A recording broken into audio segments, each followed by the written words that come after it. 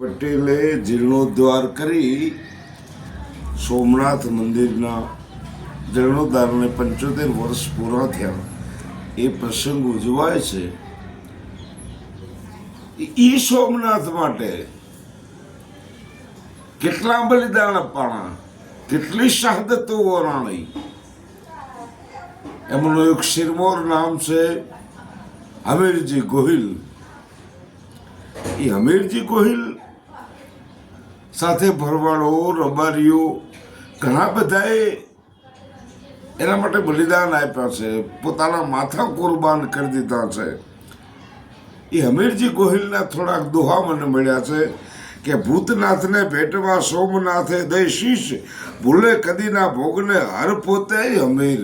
એ હમીરજીના એમ કહેવાય કે હમીરજીને ભગવાન ભોળોનાથ પણ નહીં ભૂલી કે, કારણ કે સમુદ્રની સાથમાં વહે લહુ વર નીર, ગીધડ સૌ ગોઠવાઈ ગયા હજમ કરવા હમીર. સાહેબ એવું યુદ્ધ ખેલાણું છે કે ગીધડ આવી અને ગોઠવાઈ ગયા. શું કામ?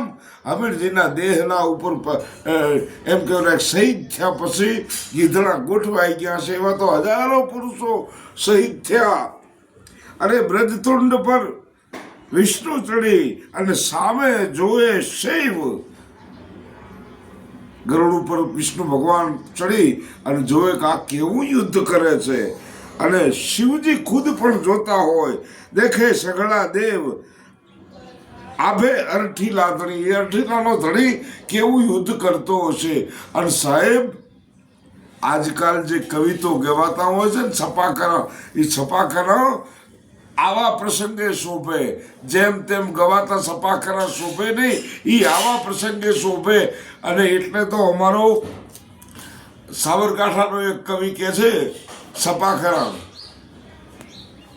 કે સુરવીરોના મિલનથી રણાગળ થળકતા હૈતળી આંબળે આપ ગાજે, પછી ખડખડે નગારા સડક જ્યાં ખડખડે થરથડી કાયરો પ્રાણ ત્યાગે.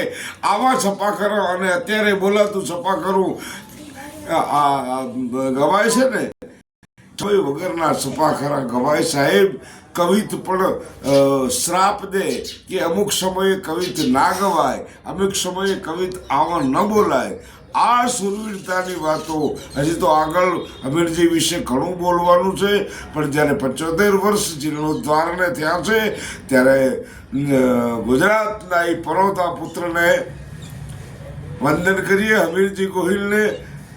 સાથે સાથે નરેન્દ્રભાઈને પણ ખૂબ ખૂબ અભિનંદન આપીએ કે આવો સરસ મજાનો પ્રસંગ ઉજવાય છે. બાકી તો ઠાકર કરે એ ઠીક.